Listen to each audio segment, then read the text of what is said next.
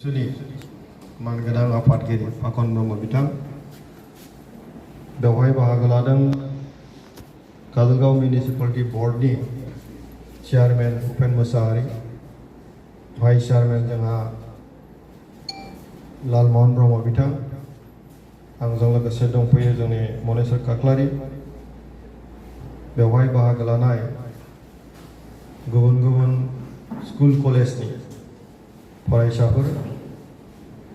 बयनिसिमबो गिबियाव आंनि अननाय गाहाम हामलायनाय आं बयनिसिमबो बावबाय आरो बेसेबा गोबावनि उनावहाय फरायसाफोरजों दान्दिसे बेबायदि लोगो मोनलायनायनि जि खाबु बेखौ मोनदों आरो बे खाबुखौ होनायनि थाखाय आङो दालाइ आफादनि दैदेनगिरि बिथांमोननिसिम साबायखरखौ बावो आरो जि मोनसे थांखि आरो उद्देश्यखौ लानानै बेवहाय जथुमदों बेवहाय निश्चय बयबो बाहागो लागोन आं आसा थिदों। मोजां गाज्रि बाथ्राफोरखौ जों मिथिनो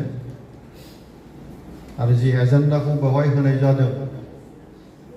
बर' माहारियारि बाद आरो आथिखालनि थासारि बेयो बिराद गिदिर बाथ्रा,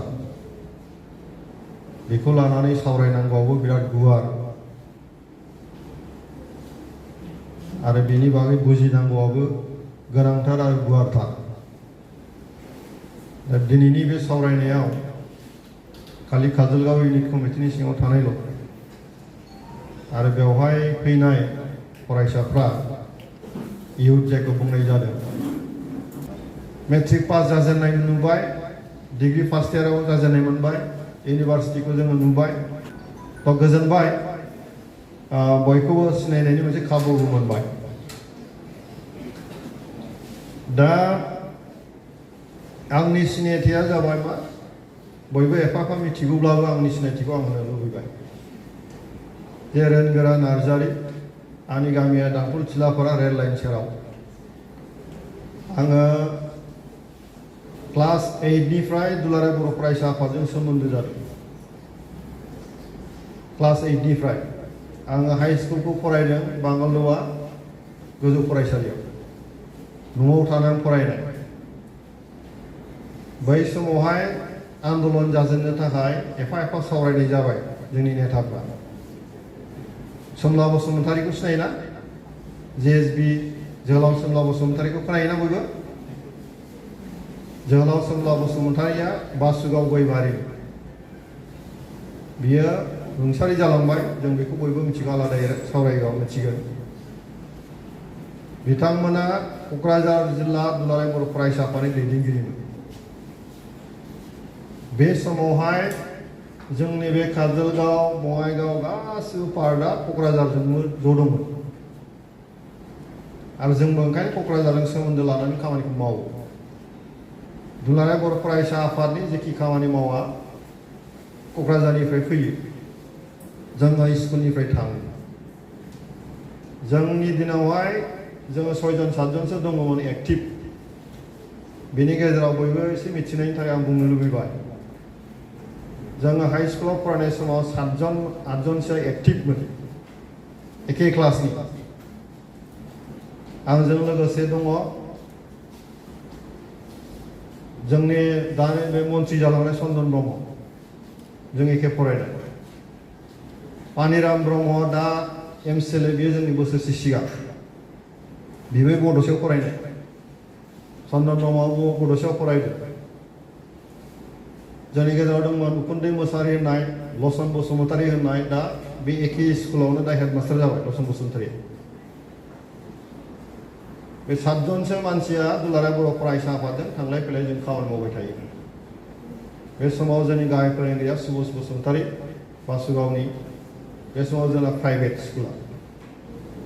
स्कुलाव अबस्थाया मोजां नङा, उखुमनि रायजोफ्रा ज' खांलायनानै लुजेननाय। बै समाव एन्टायार एरियायाव खुनु स्कुल गैया। जोंनि लामा हान्थिनाया बै समाव हाब्रुआ आदैसे, मिथिबाय, दंग' दांला बारनानै स्कुलाव थांनांगौ। बेफोर थासारिजों जोंनि सोलोंथाइखौ जों आराम्भ खालामबोदों आरो फैयै फैयै जोङो दुलाराय बर' फरायसा आफादनि आन्दलनाव बाहागो लानो जों खाबु मोनदों। आरो बेबायदिनो सारा फरायसा समाव जोङो आन्दलननि थासारिजों लोगो मोनबोदों। बै समावहाय 1987 नि 2 मार्चआव आन्दलना आरम्भ जादों उपेन्द्र ब्रह्मनि दैदेननायाव क'क्राझाराव। बिनिफ्रायनो जोंबो आरम्भ। बेनि उनावहायथ' बे आन्दलन फैबाय।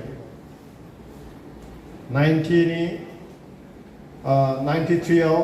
एकर्डआ जाजेनबाय मोनसे, नङा होमबा? आरोबाव मोनसेया जादों 2003 आव। आरो लास्ट दाख्लै मोनसे एकर्डआ जाबाय मा 2020 आव। बे गासिबो एकर्डखौ मोनबोजोबदों। आरोबाव जोंनि बर' समाजा आन्दलनखौ लानानै मोननै दोलोनि आन्दलन जादों। मोनसेया जाबाय गणतान्त्रिक राजा लामायाव थिखांनाय, आरो मोनसेया जाबाय सिलाइ लानानै माखासे मानसिफ्रा आन्दलन खालामो। बे थासारिखौ जोङो मोनबोजोबदों। बर' जाथिया जाति हिसाबै थांनानै थानो थाखाय थांखि लादोंमोन। आरो बेनि थाखाय जोंनि राव हारिमु थुनलाइ बेखौ लानानै जों थांनानै थागोन, बे जोंनि थांखि, जातिनि मोनसे थांखि। आरो बे थांखिखौ लानानै जों खामानिखौ मावबाय थानाय जादों। बै समावहाय आसाम सरकारा, भारत सरकारा जोंनो माखासे जि सांबिधानिक जि मोन्थाय, गणतान्त्रिक जि मोन्थाय, बेखौ बारा होनो गोसो गैयामोन। एलपि स्कुलाव फोरोंगिरि गैया, बिजाब गैया, लामा सामा गैया, फारफ्रोमबो बिथिङाव नेग्लेक्टेड। बेबायदि थासारियाव ओंखायनो जों अधिकारखौ लानानै संग्राम खालामदों बै समनि बर' दैदेनगिरिफ्रा ज' जानानै। बेवहाय सिगां आन्दलना थुनलाइखौ लानानै जाजेनदों, जोंनि भाषाखौ लानानै जाजेनदों। बर' थुनलाइ आफाद जोनोम जाबाय। आरो बेबायदिनो जुजिनानै दिनैहाय बर' रावा भारत सरकारनि 80 फारिलाइयाव जोङो जायगा मोनबाय। 8 सिडुलाव जों मोनबाय, नङा होमबा? आरो 8 सिडुलाव मोननाय लोगो लोगो भारतआव दा 22टा लेंगुवेज गैया होमबा? भारतीय राव हिसाबै 22टा लेंगुवेज कन्स्टिटिउसनेलि 8 सिडुलाव बियो सोदों। दा जोंनि रावा पार्लियामेन्टआव जों रायज्लायनो हायो। दा जों पार्लियामेन्ट मेम्बार, नङा होमबा? जों लकसभायाव दाख्लै सासे मोनबाय, आरो आं रायजोसभायाव दाख्लै 2022 आव आं थांदों। बोसोरनै जाबाय आं। रायजोसभाखाय बारा मिथिनाय नङा मानसिफ्रा। लकसभाबा सिदा सिदि मिथियो। बिनि डिफारेन्सखौ एसे मिथियोना? लकसभा आरो रायजोसभाखौ जोंनाथ' बयबो फरायसा गोजा, बयबो मिथिगौ। दा सदनाव पार्लियामेन्टआव मोननै, लकसभा आरो रायजोसभा।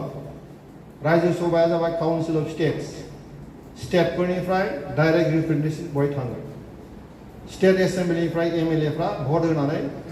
बहाय फाथायहरो। बे जाबाय रायजोसभा, काउन्सिल अफ स्टेट्स। लकसभाया जाबाय नै दाख्लै जों जेखौ भट होदों, जयन्त बसुमतारी दाख्लै जेरै देरहालांदों,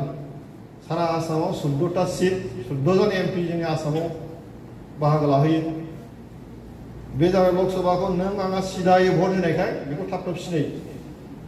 रायजोसभाना जाबाय नों बासिनानै हरनाय एमएलएआसो स्टेट एसेम्बलियाव रायजोसभानि सोद्रोमाफोरखौ बासिनायखाय इनडाइरेक्टखाय बारा सिनाया। दा जियानो जाया मानो बेखौ जों बयबो एसे मिथिगौ। जाति हिसाबै थांनानै थानांगौनि थाखाय थांखि लाबोदों आरो खामानिखौ मावबोदों, अधिकारनि थाखाय संग्राम खालामबोदों। आरो बेबायदिनो फैनानै जोंनि बर'फोरनि थासारिया दिनै बे अबस्थायाव जों मोनदों। गोबां खस्थ'नि गेजेरजों। आं दहायनो होनदों, नङा होमबा? जों फरायसालियाव थांनाय समावहाय जोंनि लामाया हाब्रुआ आदैसे, फोरोंगिरिबो गैया। आरो प्रथम देबनागरि हांखोजों जों फरायजेनदों। प्रथम देबनागरिजों लिरजेननाय, गोदो बे भाषाखौबो लानानै जोंनि गोजान आन्दलन जायाखैमोनबा?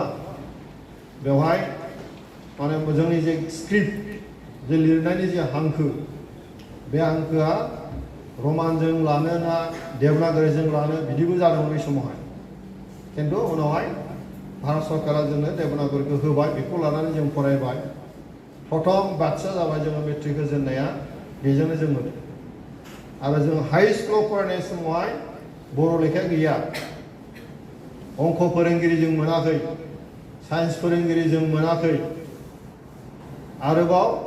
कुइसना असमिया आरो इंराजिनि फैयो बर'नि फैया जों लिरनांगौ बर'नि जोंनि स्ट्रागला बेबायदि जों मोनबोदों थेवबो जाथिया मोनसे थांखि लानायखाय जे जोङो बर' राव थुनलाइखौ जों जौगासार होनानै जाति हिसाबै जों थांनानै थानांगौ मोनसे थांखि जों आरो बेजोंनो जों जुजिलायनानै दिनैहाय मिडियाम जाबाय एलपि स्कुलाव एमइ स्कुलाव हाई स्कुलाव कलेजाव दिनै मोनबाय इउनिभार्सिटिसिम जोङो थांबाय जोबथारनायाव जोङो भारतनि लेंगुवेज हिसाबै जों जायगा मोनबाय बिराद गिदिर बाथ्रा नङा होमबा बे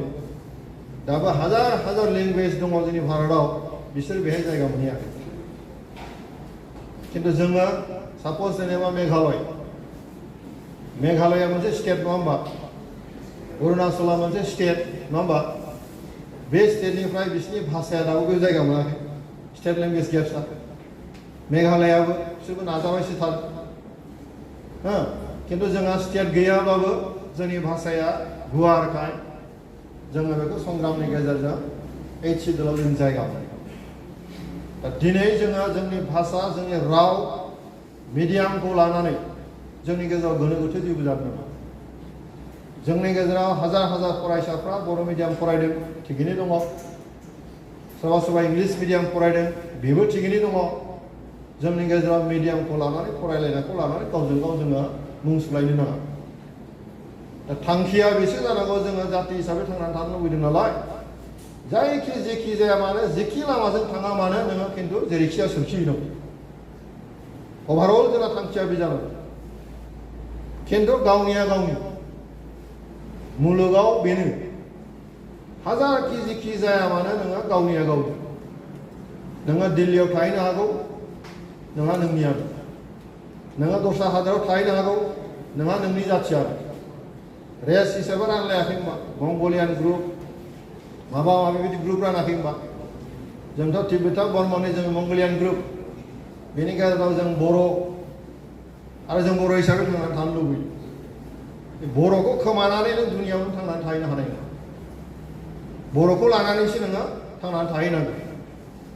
आरो बेजों सोलियो बयबो असमियाबो असमिया लाना थांनांगौ जापानिसबाबो जापानिस लाना थांनानै दङ नङा होमबा गाव गावबागाव मोनसे अस्तित्वखौ लानानै गावनि सिनायथिखौ लानानै थांनानै थानांगौआसो गिदिर बाथ्रा दा जोङो बर' हिसाबै जि संग्राम जों खालामबोबाय बे संग्रामनि जि जारिमिन बेखौ नोंसोर एसे बुजिनो नाजा फरायनायाथ' फरायगासिनो नङा होमबा बयबो सोरबा कलेजाव थांबाय सोरबा इउनिभार्सिटियाव थांबाय सोरबा पास जालांगोन सोरबा केरियार दानो थाखाय गुबुन गुबुन आयदायाव बाहागो लाहैगोन थेवबो नोंसोरा नोंनि जायगानि प्रति नोंनि सायाव नोंनि बेकग्राउन्डखौ जातिनि बेकग्राउन्डखौ मोजाङै बुजिनो लाबोयो बर'नि संग्रामा बोरै जायामोन माबोरै फैखो गोदो मामोन दा मा अबस्थायाव दं आरो जों माबे लामाजों जों थांनो बिनि बागैबो गावनि जातिनि प्रति नोङो मोजां बुजिनानै लाग्रोजोब बेखौ बुजिनो लानाया खोब गोनांथार दिनैनि थासारियाव नङाबा मा जागोन नोंनि बिथाखौ बाद होनानै नों दस्रायाव गसंहैनो हानाय नङा नोंनि बिथाखौ नोङो भित्ति खालामनानै बेयावनो गसंनानैसो नों दस्रायाव दावखोलांनांगोन नङा होमबा गतिके गावनि जातिनि प्रति मोजाङै बुजिनो मिथिनो लाजोब बिनि राव बिनि थुनलाइ बिनि हारिमु गोदो सोर दैदेनगिरिफ्रा मा कन्ट्रिबिउसन होबोखो बे जाथि दानायाव बेनि गासै जारिमिनफोरखौ जोङो एसे बुजिनानै ला होमबा नोंनि केरियार दानायाव बियो नोंखौ मदद खालामगोन आरो साफा मोजां नागरिक जानायाव मोनसे नोंखौ मदद खालामो नोंनि जातिनिल' नंला एरियानि जिअग्राफिकेल इनफरमेसना थाजोबनांगोन आरो दाथ' दिनैनि तारिखआ जाबाय ग्लबेल इनफरमेसनाथ' मास्ट आथिखालनि जि कनसेप्ट बेवहाय नोंनि लकेलिटिल' नंला होल वर्ल्डआनो नोंनि आखाइ मुथियाव दंजोबसै दिनैनि मुलुगा बिदि अबस्थायाव फैबाय नङा होमबा दा बिनि थाखायनो सोरनावबा सोंनांगौबो गैला दुनिया रावनावबो सोंनांगौ जेबो गैला जोंनि साफ्रोमबो फरायसाफोरनाव गाव गावबागाव मबाइल दंजोबसै मबाइल इटसेल्फ मोनसे इउनिभार्सिटि बेवहाय नों एनिथिं जेखि जाया नों मोनजोबगोन नोंनि लुबैनाय बायदिखौ नों मोनजोबगोन मोजां गाज्रि गासिबो मोनजोबगोन नोङो खिन्थु बासिनाया खिन्थु नोंनि सायावसो निर्भर जागोन नों जुदि मोजांखौ बासियोबा हाजार घन्टा नों मोजां मोनलांगोन गाज्रिखौ बासिना लायोबा गाज्रिबो हाजार घन्टा नों मोनलांगोन बिनि चइसआ जाबाय इट डिपेन्ड्स अन इउ नोंनि सायाव निर्भर खालामो नोंसोर मा खालामो दा जोंबो जाति हिसाबै थांनानै थानाय बेलायाव इन्डिभिजुवेलिबो जों एम्पावार्ड जानांगौ जोङो जाति हिसाबै थांनानै थानांगौ थाखाय एबसु दाबोबाय थुनलाइ आफाद दाबाय हारिमु आफाद दाबाय गोबां जातीय संगठनफोर दानानै जातिनि खोथा जों बुंबोबाय बे चेप्टारा लासै लासै बारबोजोब्बाय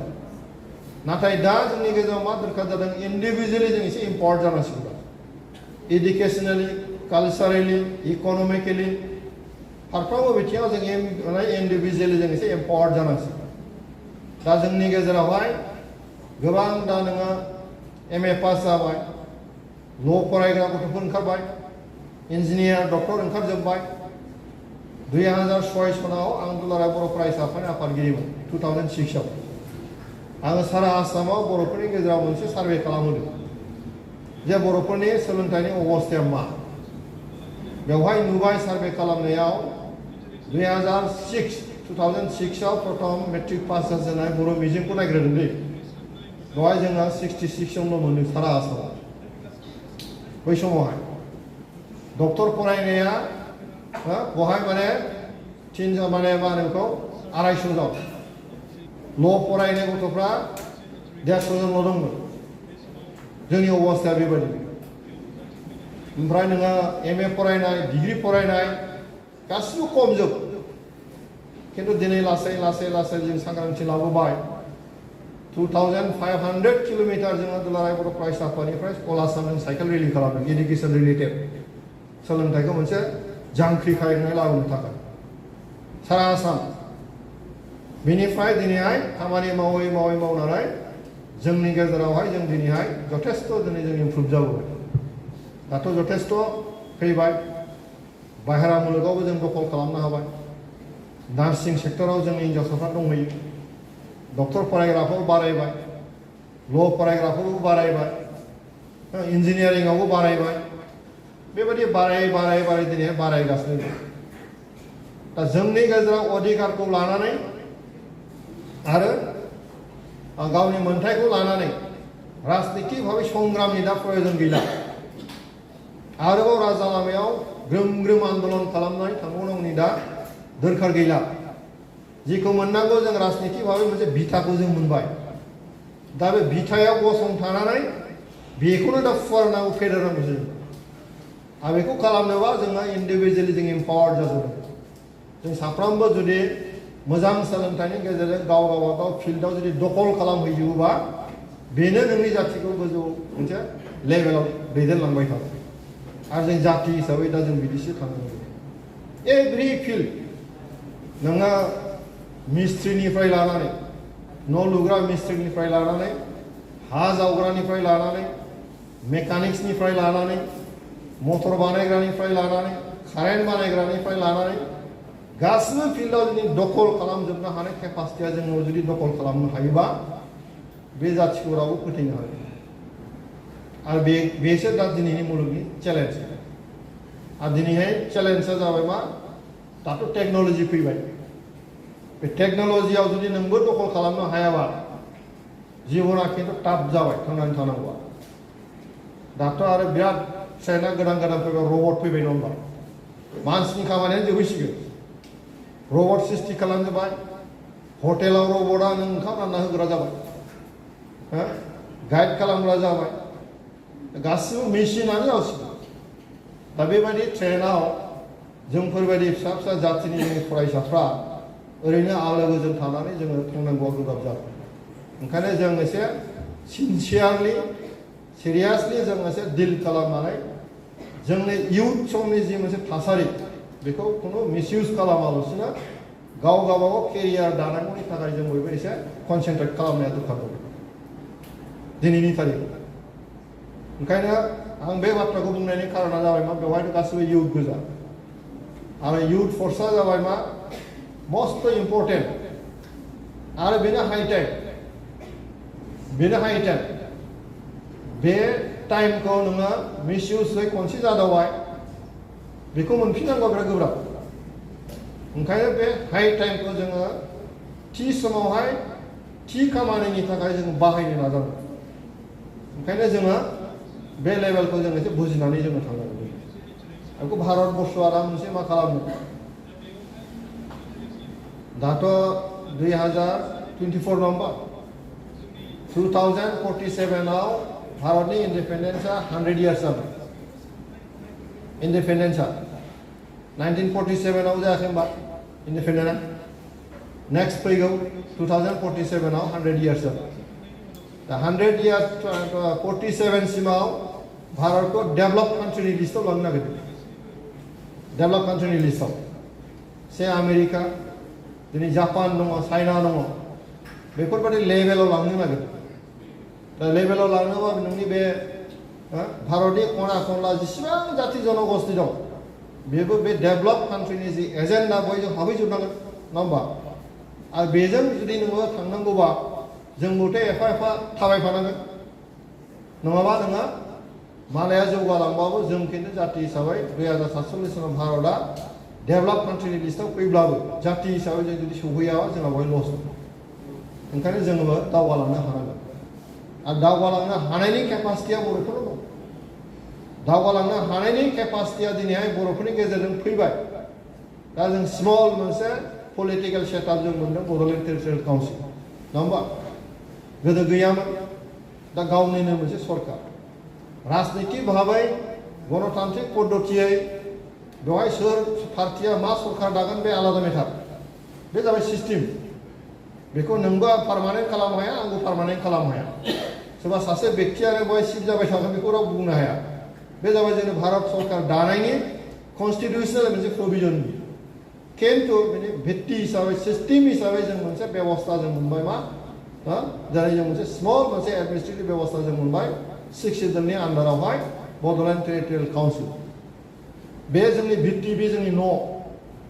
बे न'आवनो गसंनानै बेजोंनो जोङो जाति हिसाबै थांनानै थानो हानायनि मोनसे लामाखौ जों दिनै मोनबाय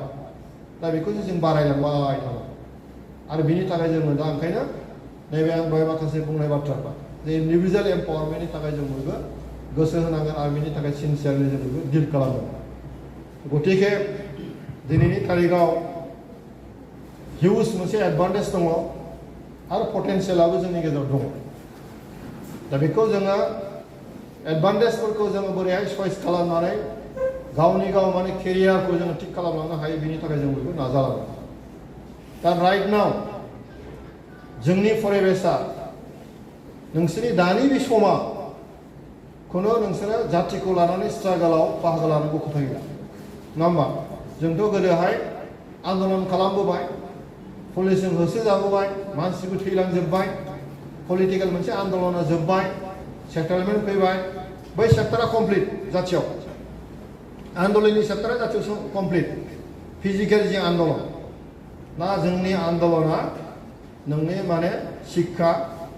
नोंनि हारिमु थांनानै थानायनि आन्दलन बेखौ जोङो दा बयबो गावनि जे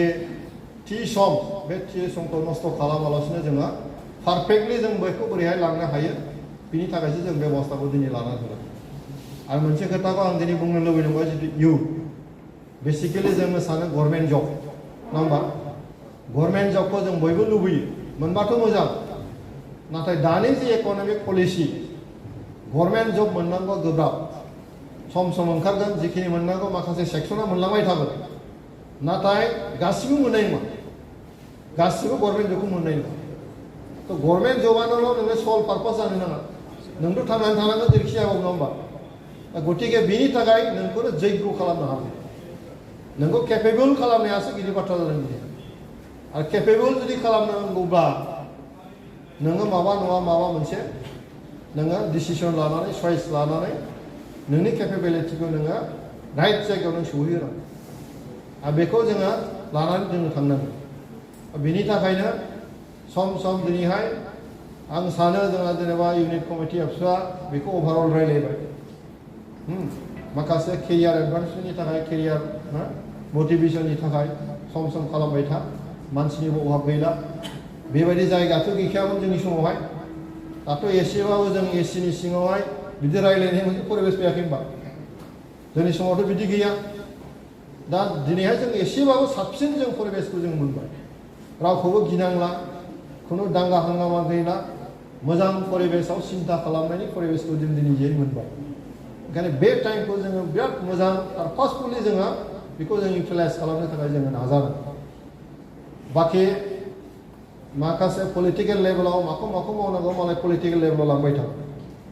खालि जोंनि इयुथफोरखौ जाहाथे जोङो राइट डाइरेक्सनाव लानानै थांनो हायो बिनि थाखाय जों बयबो सिन्ता खालामलायनो साप'ज जोङो बिटिसि फैबाय बिटिसिनिफ्राय मोनसे दा डाइरेक्सन होबाय माखासे आसनि लायाखै होनबा बड'फा सुपार 50 बड'फा सुपार 50 लायाखै होनबा दा बड'फा सुपार 50 जों मा खालामनो सानदों बिनि पारपासा मा जों नुबोदों जे गुबुन गुबुन जाति जनगोष्ठी गुबुन गुबुन स्टेटआव जुदि नों चेलेन्ज खालामनांगौ जायोबा नोंनि ट्रेडिशनेलजोंबो जागोन गतिके जों गोदान सिन्ताजों गोदान पद्धतिजों जोंनि एडभान्टेजखौ जोङो हासिल खालामना लानांगौ दा बड'फा सुपार 50 नि गेजेरजों जोंनि बिटिसि ओनसोलनि फरायसाफ्रा जाहाथे डक्टर इन्जिनियारखौ लानानै जि सिमां बे सिमांखौ जाहाथे बास्तबाव जाहाथे मोगथां महराव जाहाथे मोनहैनो हायो बिनि थाखाय मोनसे प्रजेक्ट आरो दिनै गोबां माखासे गथ'फ्रा दिनै बे प्रजेक्टनि गेजेरजों केरियार मोननायनि दिनै लामाया खुलियो बिनि सिन्ताफ्रा दिनै फैबाय जे आंनि न'खराव फैसा गैया थाखा गैया आं बोरै डक्टर इन्जिनियार जानो बिदि मोनसे सिन्ता दंमोन खिन्थु दिनै नोंनि जे रोंगौथि बेखौ नों एप्लाइ खालामनानै दिनै सरकारनि मददजों नों डक्टर इन्जिनियार जानो हानायनि लामाखौ नोंनो होदों आरो जै खनसे लामाखौ नुबाय नों सिन्ता फैबाय नोंनि इयुन जोलैफ्रा नुबाय आंल' नङा आंखौ जोथोन लाग्रा बहाय मोनसे सरकार दङ बेजों आं थांनो हायो गतिके नोंनि नाजानाया बारायो आरो जोंनि सिन्ताखौ जों बिदिजों लांबाय थागोन ओंखायनो गभर्नमेन्टआबो माखासे एजेन्डा दङ जेखौनाखि इयुथफोरखौ लानानै इयुथफोरनि सिन्ताखौ लानानै खालामबाय थादों आरो इयुथफोरखौ जाहाथे जों बोरैहाय राइट टाइमाव राइट डिसिसन लानानै राइट डाइरेक्सन होनो हायो बेबायदि मोनसे माखासे एजेन्डा लानानै जों दिनै खामानि मावबाय थादों खिन्थु गभर्नमेन्टआनो सब किसु नङा जों बेखौबो साननो नाङा जे गभर्नमेन्टआ होगोन न' गभर्नमेन्टआ गावनि डिउटिखौ मावलांबाय थागोन नोंखौ वान टाइम बबेबा मदद होगोन बबेबा नोंखौ लामासो दिन्थिगोन गभर्नमेन्टआ खिन्थु गभर्नमेन्टआथ' नोंनि सारा जिबनखौ थांनानै थानांगौनि थाखायथ' मदद होबाय थानो हाया गतिके इन्डिभिजुवेलि नों एम्पावार जानो थाखाय नों टाइमखौ नोङो थिग खालामना लागोन गतिके आङो खावलायगोन सावरायनांगौआथ' गोबां दं बुजिलायनांगौ गोबां दं एजेन्डाफ्राथ' बिराद गिदिर दिनैहाय जिखिनि लोगो मोनबाय आं आसा थिदों नोंसोरनि जि लाइफ नोंसोरनि जि केरियार बेयो गावबागाव लेभेलाव जायखौ जानो लुबैदों जायखौ हास्थायदों बे मोजाङै जाफुंसारथों आरो माबाफोर जुदि बुजिनांगौ मिथिनांगौ दङबा जोङो सम सम खालामबाय था जोंथ' सानैबो एमपिआ दा चिरांनिनो नङा होमबा नट अनलि पार्ट रायलाय जेनेरेल रायलायोबा बाथ्राफ्रा माने गोमालाङो जों एसे पार्ट डिसकासनखौ खालामो एखनबा जोङो मा होनो बेखौ पलिटिकेल मेटारखौबो मिथिनो नाजा नङा होमबा इक'नमिक मेटारखौबो नों मिथिनो नाजा एडुकेसन मेटारखौबो नों मिथिनो नाजा बिदिनो सेपारेट एजेन्डाखौ इभेन कालसारनि सायाव जों मिथिनांगौ बर'नि कालसारखौनो मिथिया जों दाबो नङा होमबा दा बेबायदि माखासे बाथ्राफोरखौ जों मिथिनो थाखाय सम सम जुथुमनायनि परिबेसखौ लाबाय था बेवहाय जों एनि टाइम थांबाय थागोन बेवहाय जोंहा मोनसे खाबु मोनदों जाति हिसाबै जे एबार सानै जों एमपि मोनबाय पार्लियामेन्टआव लकसभायाव सासे आरो मा होनो बेखौ रायजोआव सासे दा जोंथ' आरो बर'निल' मावनो हानाय नङा जोंथ' मोनसे मेकानिजमा जाबाय मा बे ओनसोलखौ लानानै जों बयखौबो नायजोबगोन खिन्थु सासे आं बर' मानसि हिसाबै बर'खौथ' एसे बांसिन सानगोन नङा होमबा खाबुआथ' बेनो थागोन गतिके जोङो जि समाव जोङो मदद होनांगौ जों होलांबाय थागोन आरो मिथिहोनांगौ बाथ्राखौ जों मिथिहोलांबाय थागोन बे बिथिंखौ नोजोर होनानै जोङो मावलांबाय थागोन गतिके आङो खोब मोजां मोनदों इउनिट कमिटिया बे बेबस्थाखौ लानायनि थाखाय न' डाउट बे गोदान नङा दुलाराय बर' फरायसा आफादा जायगा खालामबाय थायो केरियार काउन्सिलिं बेजों जोङो लानानै थांबाय थानांगोन आङो मोनसे जिनिसखौ सानबाय थादों जोंनियाव बेवहायथ' जेनेबा डक्टर इन्जिनियारनि थाखाय जोङो मोनसे बेबस्थाखौ लाबाय खिन्थु व्हाट एबाउट जोंनि मेट्रिक पास जानाय हायार सेकेन्डारि पास जानाय जब ओरिएन्टेड जों मा खालामनो हायो केरियार डेभेलपमेन्टनि थाखाय बेखौ जों एसे सानबाय थादों दा नायदो जोंनियावनो डिफेन्स सेक्टराव थांनो थाखाय जोंहा गोबां माखासे मावनांगौ जोंनि सेंग्राफ्रा फिजिकेलि फिट खारनायावबो हायो बारनायावबो हायो गासिबो हाजोबो नाथाय थाङै थुङै मा खालामो डिफेन्स सेक्टरा एखमबा बे लिरनायाव फेल जायो लिरनायाव जे मोनसे रिटेन टेस्ट थाया होमबा बे रिटेन टेस्टआव जों एसे सोलोंबानो खिन्थु पास जायो डिफेन्सनि बे जेसेबां रिटेन टेस्ट बेनि मेकानिजमा माब्रै बेखौ बोरैबा नों प्रिपेरेसन खालामनो हायो बिनि थाखाय बेबस्थाखौ जों लानो से क्लारिकेल जब रेलवे रिक्रुटमेन्ट जब बेंकिं सार्भिस बे माखासेयाव जे क्लारिकेल जि ग्रुप बिनि थाखायबो जों माखासे मानसिफ्रा नाजाबाय थायो खिन्थु जों बेखौ एसे आरोबाव साबसिन जोङो मदद होनांगौ सापर्ट होनांगौ ओंखायनो बे कचिं सेन्टारखौ जों प्रफेसनेलि कचिं सेन्टारफोरखौ बे लेभेलाव बोरै लाबोनो हायो बेखौ एसे माथा मारिबाय थानाय जादों जोंनि बे चिरां बा बङाइगाव बेखौ लाजोबनानै बेयो जुदि बिटिसिनिफ्रायबो नाजादों आरो जोंबो बबेबा मोनसे लामाजों खालामनो हायो नामा बिदि मेकानिजमखौ जोंबो नाजाबाय थानाय जादों बिदि खालामनो हायोबा निस्सय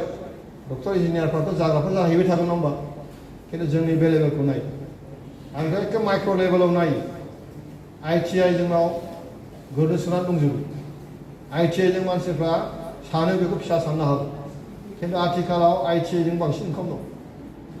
ITI नि ट्रेनावनो बांसिन दिनैहाय जबा दं दिनैहाय फिसा जानो हागौ खिन्थु जिबनखौ थांनानै थानांगौनि थाखाय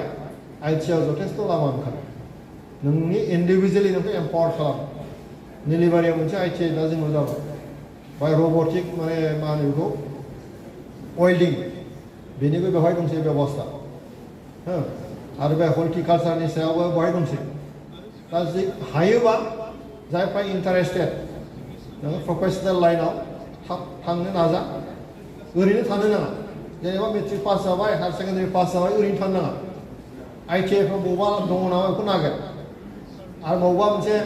नोङो टेक्निकेल लाइनथिं नोङो खामानि मावनो इन्टारेस्टेड बा बिथिं नागिर आरो बे आजिखालि दंसै बे लेभेलसिम जोङो थांनांगोन गतिके आं गोलाव बाथ्राखौ बुंला बुंनांगौआ खोब बुरजा दंब्लाबो आंबो मोनसे जायगायाव मिटिं दंबावो बेवहाय थांगोन लोगो मोनबाय थागोन आङो जि हायो लोगो मोननाय बेबस्थाखौ जोङो खालामोबा लोगो मोनबाय थागोन आरो दा 2 बोसोरावहाय पार्लियामेन्टआव थांदों पार्लियामेन्टनि सिस्टेमखौ बुजिदों बेवहायबो स्टेट लेभेलनिफ्राय जिखिनि समयसाफोरखौ लाबोयो स्टेट लेभेलसिम थाङो सिदा जोंनि बर'निल' बय थाङा स्टेट लेभेलसिम हिसाबै फैजोबो गतिके बेवहाय सिस्टेम दङ आरो गोबाङानो गोबां बाथ्रा बुङो एखमबा पार्लियामेन्टआव बुंनो मोननाया जोंना 3 मिनिटल' मिथिबायना बेबो नाम्बारजोंसो हिसाब से हमना लादो पार्लियामेन्टआव जोंनियाव रायजो सभायाव 250 जन 250 मेम्बार्स टटेल बेनि गेजेराव नों पार्टि वाइसै टाइम एलटमेन्ट जायो जायना बांसिन मेम्बार दङ से हमना लादो 20 घन्टा डिसकासन दाख्लैनि प्रेसिडेन्सियेल स्पिचनि सायाव 21 घन्टा डिसकासननि मोनसे टाइम सेट जादों दाना 21 घन्टाखौ रानगोन बिजेपिआ बेवहाय गासै 90 दं कंग्रेसआ हमना लादो 70 फिसा फिसा पार्टिफ्रा सोरबा 10टा सोरबा 12टा जोंनाथ' सासेल'सो जाबाय नालाय आंना जाबाय नालाय सासे नालाय 3 मिनिटल' जुदि साथाम साब्रै मोनबा बेवहाय 10 मिनिटसो मोनहैनो हागौ दा नोंनो जि टाइम एलटमेन्ट होयो बेखौ नों रानलायनानै सोर बेसेबां बुङो बेखौ नों थि खालामलायनो हायो दा कंग्रेसआ नोङो बिसोर मोनो 2 घन्टा गाहाम 2 घन्टाखौ साबेसे स्पिच होगोन बेसेबां होनगोन बेखौ मालाय गाव गावबागाव पार्टिया थिग खालामो दा जोंफोरबायदि फिसा फिसा सिंगेल मानसिफ्रा 3 मिनिटनि बारा मोनो दा खोब क्रिटिकेल खोथाखौ बुंनांगौआ माने बेखिनि टाइमाव नोंनि इम्पर्टेन्ट खोथाफोरखौ बहाय नों प्लेस खालामनांगौआ बे 3 मिनिटआव खोब कठिन जायो ओंखायनो बेफोरखौ एसे खायदा खुयदा खालामनानैसो बुंनांगौ जायो एखमबाथ' नोङो एड्रेसाव थांजोबनांगौ 1 मिनिटआ बिदिजोंनो टाइमा खोब नस्थ' जायो जियानो जाया मानो थेवबो बेनि गेजेरजों माखासे मेकानिजम दङ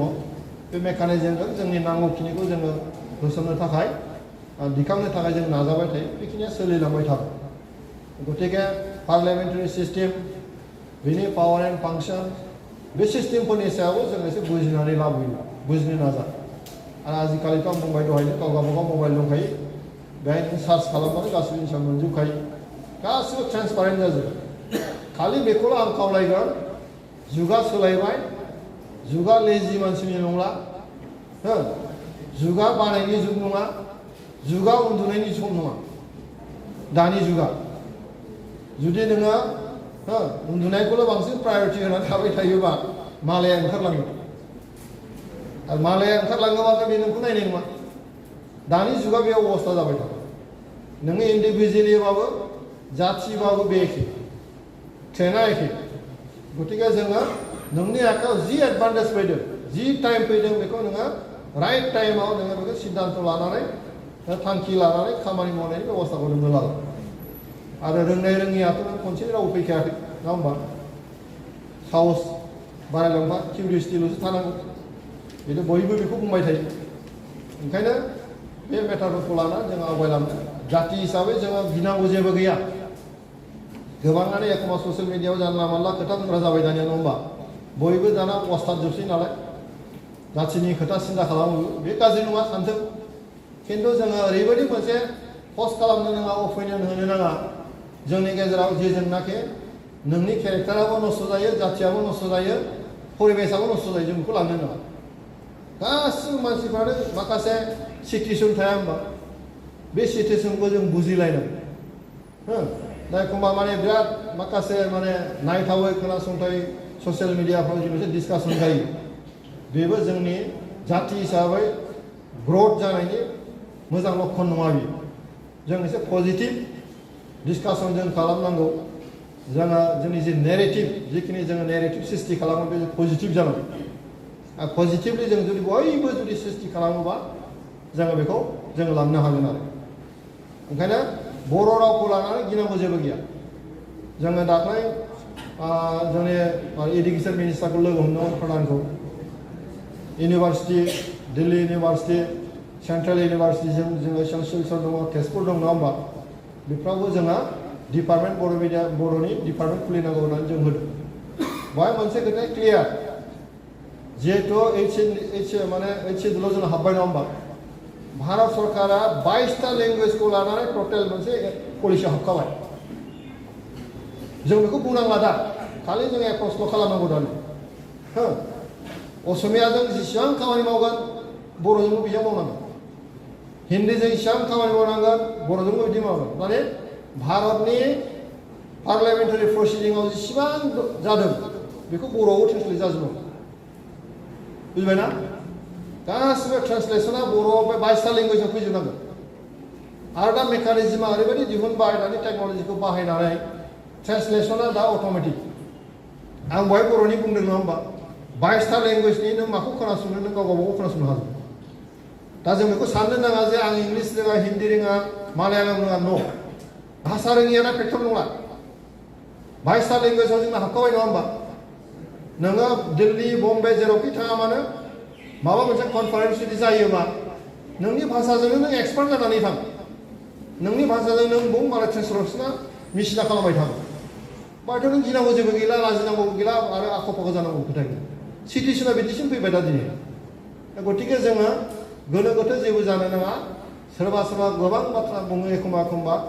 माने जोंना जाथिया नस्थ' जालांसै रेरि जालांसै न' बे जाथिया मालाबा धंस' जाया बे जाथिया जौगाबायसो थादों आरो दिनैहाय खोब खस्थ'नि गेजेरजों दिनैनि बे परिबेसाव जों फैनायाव बे जाथिया जे माबा थैफिनगोन बे बाथ्रा जानो हायो जाया खालि बे टेक्न'लजियाव जों बोरैहाय सिस्टेमेटिक माबा जोंखौबो जों बोरै लांनो हायो बिनि सायावसो निर्भर जागोन आरो जों बिदि लांगासिनो दं दा भाषाश्री मोनसे एप दिहुनबाय दिनै गभर्नमेन्टआबो दा बे गभर्नमेन्टआ जोंनि पार्लियामेन्टआवनो माखासे माने डिभाइसआ दंजोबखायो इंलिसनि सोरबा बुंदोंबा आं बेखौ जुदि बर'नि आं मिथिनो लुबैदों होनना बुङोबा डिभाइसआव नों सोना होदो मालाय फैबाय थागोन दा अल जोंनि भारतल' नंला दा बे जिनिसा नेसनेल इन्टारनेसनेल लेभेलाव फैजोबो गतिके बे लेभेलाव जों दावखोलांगासिनो दङ गतिके जों गोनो गोथो जेबो जानो नाङा जायहा जि मिडियामजों फरायदों फरायलांबाय थागोन खिन्थु गावनि अस्तित्वखौ रावबो नेग्लेक्ट खालामनो नों जेराव दं बेखौ मजबुत खालाम आदारवाइज दस्रायाव नों मा राहाजों नों दखल खालामनो हायो नोंनि खोथा बियो नों थांबाय था दा पार्लियामेन्टआव दाख्लै जेनेबा आरो मोनसे एडभार्टाइज ओंखारबाय नङा होमबा ट्रेन्सलेटर जोंनो नांगौ बेयावबो जोङो नायबाय थादों दा आं जुदि बर'नि बुंबाय थायाबा बाहायग्रा गैयाबा बिसोर नेग्लेक्ट खालामगोन ओंखायनो एबार आं मोनसे डिसिसन लादों मा नेक्स्ट पार्लामेन्ट सेसनाव आं गोबां बाथ्राखौनो जेसेबां बुंनो स्कप मोनगोन 1 मिनिट 2 मिनिट आं बर'निनो बुंगोन आं जेला बर'नि बुंगोन बिसोर बायद' जागोन सोरबा ट्रेन्सलेटर खालामनो थाखाय आरो ट्रेन्सलेटर बा सासे मानसिया बहा फैसा मोनगोन नङा होमबा एंगेज जागोन हो आरो बिदि बुंबासो बे सिस्टेमफ्रा थिग जागोन बेबायदि मोनसे सिन्थाजों जोङो दा लांबाय थानो नाजादों गतिके बे लेभेलाव जों सहैखाबाय गोनो गोथो जेबो जानांगौ गैया खालि आं दहाय बुंनाय बायदि जे इन्डिभिजुवेलि एम्पावार्ड जानो थाखाय जों गोनो गोथो जानो नांला जों बयबो एसे नाजालांबाय था आरो जों माबा नङा माबा गावखौ गावनि केरियारखौ दानो थाखाय जों गावखौनो एसे केपेबल जों खालामना लानांगौ आरो बिनि थाखाय जों बयबो मेन्टेलि प्रिपेयार जायो गतिके टेक्न'लजिनि जुग टेक्न'लजिखौ बाहायनानै जों दिनै गावखौनो दावगानायनि मोनसे लामाखौ जों लानो हायो बेखिनिखौ जों बयबो लालांबानो जाबाय दा आं गोलाव बाथ्राखौ बुंला आं दहायनो बुंदोंमोन आन्दलना जोब्बाय चेप्टारा जोब्बाय दा जोङो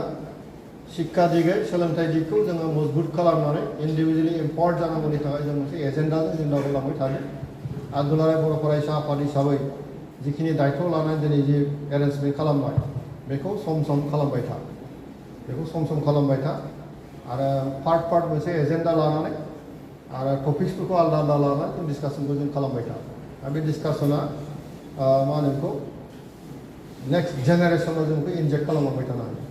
सरसाया बिदियाव फैबाय थायोबा माइन्डआ पजिटिभलि डेभेलप खालामलांबाय थागोन नङाबा बे मबाइलाव गोदोबाय मानसिफ्रा बे बिथिंखौ एसे नोजोर होनानै जोङो इयुनाव हाबाफारिखौ जों लालांबाय थानांगोन आं बेखौ खावलायबाय बयनि